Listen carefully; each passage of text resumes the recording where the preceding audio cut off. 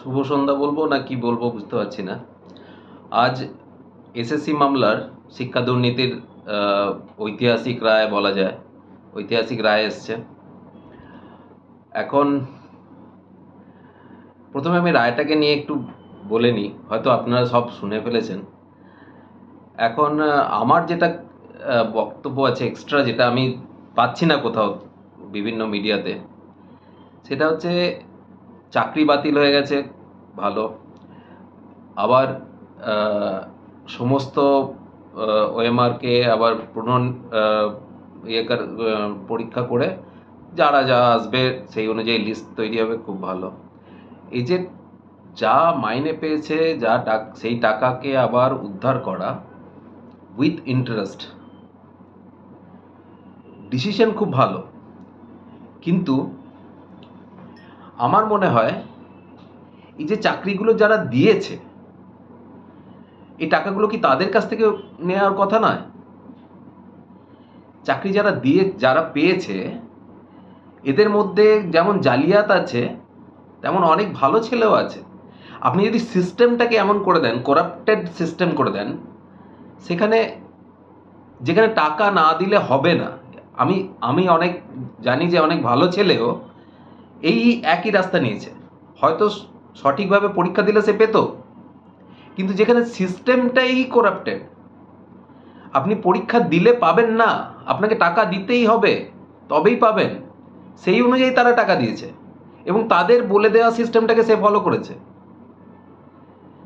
তার দায় তারা কেন নেবে? তারা টাকা দিয়ে চাকরি পেয়েছে, আবার যা মাইনে পেয়েছে সেখান থেকে তারা ফেরত দেবে।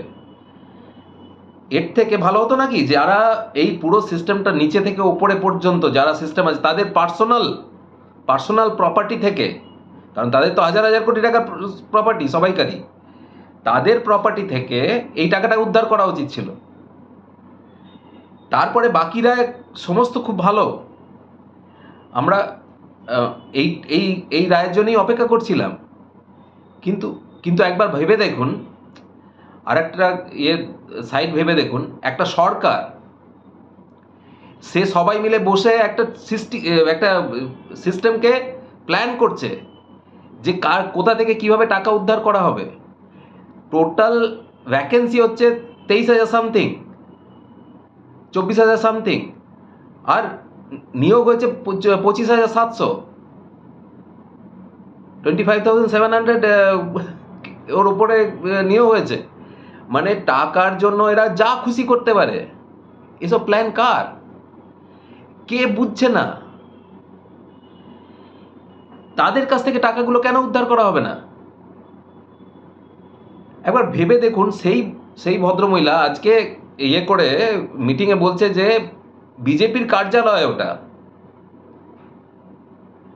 উনি নাকি মুখ্যমন্ত্রী, সংবিধানের পাঠ নিয়েছেন উনি, বড় গলায় বলে যাচ্ছে যে আমি 10 লাখ চাকরি রেডি আছে। 10 লাখ চাকরি রেডি আগে দেননি কেন?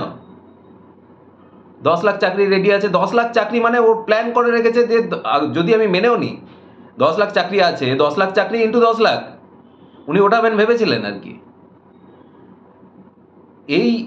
এই মহিলাকে মা, সততার পূজারি, সততার হাওয়াই চটি, সাদা শাড়ি, টালির চাল, এইসব দেখে লোককে কিভাবে বোকা বানানো, এর পরেও ভাববেন না? মানে যবে থেকে সরকারে এসছে তবে থেকে উনি যার ভোটে উনি সরকারে এসছেন তার এগেনস্টে শুধু চক্রান্ত করে যাচ্ছেন উনি। আপনি প্রত্যেকটা ডিসিশন দেখে নিন, শুধুমাত্র ভোট কিভাবে পাবো তার জন্য চক্রান্ত। পঞ্চায়েত ভোট দিতে পারবেন না, কর্পোরেশনের ভোট দিতে পারবেন না,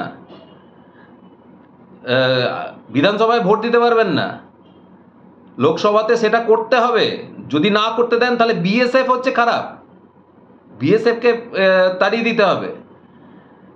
ওনার পুলিশ আজ পর্যন্ত আমাদের ধারণা টোটাল যা এফআইআর ওনার পুলিশ টোটাল রাজ্যের, যদি আপনি কালেক্ট করেন এবং তার উপরে যদি একটা করা যায়, 80% মিথ্যা মামলা হবে। শুধুমাত্র ওনার সরকারের এগেনস্টে যা বলা হয়েছে তার উপরে অ্যাকশন নিয়েছেন।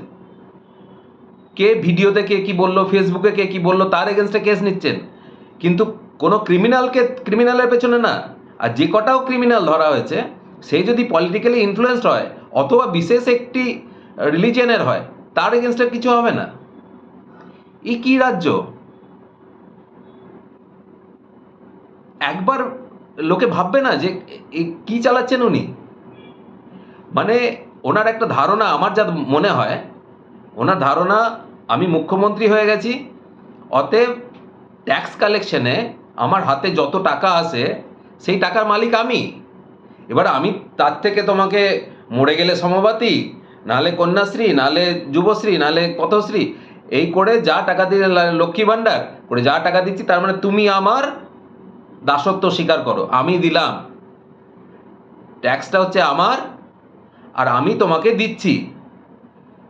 লক্ষ্মীর ভাণ্ডার দিয়ে তুমি ইলেকট্রিক বিল দিয়ে তো তুমি তুলে নিচ্ছ, 500টা টাকা দিয়ে বা 1000টা টাকা দিয়ে তো তুমি 1 টাকা বাড়িয়ে দিলেই হয়ে গেল। আজকে ইলেকট্রিক বিল বাকি স্টেটের সাথে তুলনা করুন। পেট্রোলের প্রাইসের কথা বলা হয়, পেট্রোল প্রাইস বাকি স্টেটের সঙ্গে, বিজেপি স্টেটের সাথে তুলনা করুন। আর আমার মতে একটা হাইকোর্টে একটা হওয়া উচিত যে টাকাগুলো সব থেকে ভালো হয় পার্টিকুলার ওই ফ্যামিলি, যে একটা ফ্যামিলি পুরো স্টেটটাকে বরবাদ করে দিয়েছে। কালচার, শিক্ষা, আপনার কালচারের কথা আর একটা বলতে আমার খুব ইচ্ছা হচ্ছে। একজন যদি কেউ নোবেল পায়, তার বাড়িতে চলে গেল মাসিমা মাসিমা মাসিমা করে, তার মায়ের পা ধরে ফেললো, মাসিমা করে বুকে জড়িয়ে দিল। মাসিমা ভাবলেন যে মুখ্যমন্ত্রী এসছে, খুব ধরে নিলেন। এবার হয়ে গেল কি, তার যে অন্যায়গুলো সেগুলো নিয়ে ছেলে আর মুখ খুলবে না। এইভাবে আগে বঙ্গ সমাজে আমরা বুদ্ধিজীবী যাদের কথা বলা হয়, তাদের কথা শুনতো লোকে, তারা কি বলছে ভাবছে শুনতো লোকে। আজকে বুদ্ধিজীবী বললে লোকে থুতু ফেলে। কারণ কি? সব বুদ্ধিজীবীকে পকেটে ভরে নিয়েছেন, তারা বলতে চেয়েও বলতে পারবেন না। শুধুমাত্র কি টাকা পান তার জন্য নয়, এমন একটা সম্পর্ক করে রেখেছে যে না, সে ম্যানেজ হলে আমার এদিকটা ম্যানেজ হয়ে গেল, তিনি বলতে পারবেন না। আর বুদ্ধিজীবী হিসাবে আমি যদি সংজ্ঞায় যাই, বুদ্ধি খরচা করে যারা উপার্জন করে তারাই বুদ্ধিজীবী। তো ওনারাও বুদ্ধি খরচা করেই উপার্জন করছেন, বুঝে নিয়েছেন যে এখন যা এই এনাকে মা বললে আমার সংসার চলে যাবে, তো তাই জন্য তারা বুদ্ধিজীবী, সঠিক পথে আছেন ওরা। এবং আমি শুধু অবাক হয়ে যাই যে এতটুকু লজ্জা শরম কিচ্ছু নেই ভদ্রমহিলার। একটা মুখের ভাষা, উনি মুখ্যমন্ত্রী, আমি মহিলা মুখ্যমন্ত্রী বলে বলছি না, একটা মুখ্যমন্ত্রী ভাষা। আমরা কোনোদিন ভাবতে পেরেছি যে বুদ্ধদেব ভট্টাচার্যের মুখ থেকে এই ধরনের কথা বেরোবে আর তার সমালোচনা হবে না? মানে বেরোতে পারে, এটা কোনোদিন কল্পনায় ভাবতে পারবো ঘুমিয়ে? বা অন্য কোনো স্টেটের কোনো মুখ্যমন্ত্রী ভাবুন দেখি ওই রকম স্ল্যাং ইউজ করছেন মঞ্চে দাঁড়িয়ে, তার মানে উনি বাড়িতে ওই ভাষাতেই কথা বলেন।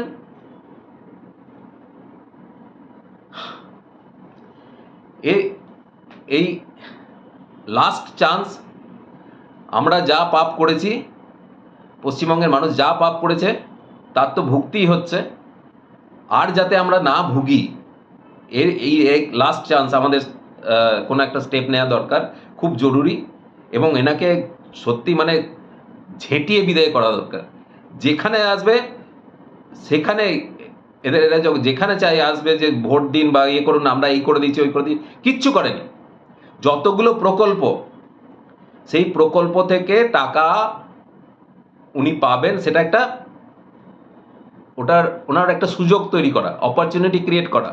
একটা প্রকল্পে সাইকেল বেচা, তার মানে ওর ফ্যামিলি হাতে আপনার আপনার ট্যাক্সের টাকা ওনার ফ্যামিলি বা ওনার দলের পার্সোনাল প্রপার্টি করা, একটা অপরচুনিটি ক্রিয়েট করা। এছাড়া ওনার কিচ্ছু চিন্তা ভাবনা নেই। সাধারণ মানুষ মরে যাক, হয়ে যাক, মুসলিমদেরকে সঠিকভাবে আমাদের বিরোধী দলনেতা ইয়ে করেছেন, তেজপাতা। তো সত্যিই তেজপাতা উনি ঠিক ইউজ করে কিভাবে ফেলতে হয় উনি খুব ভালো করে জানেন। আর আমার একটাই আবেদন, সব কিছু ভাবনা চিন্তা করে ঝাঁটানোর একটা রাস্তা দেখুন। That's all.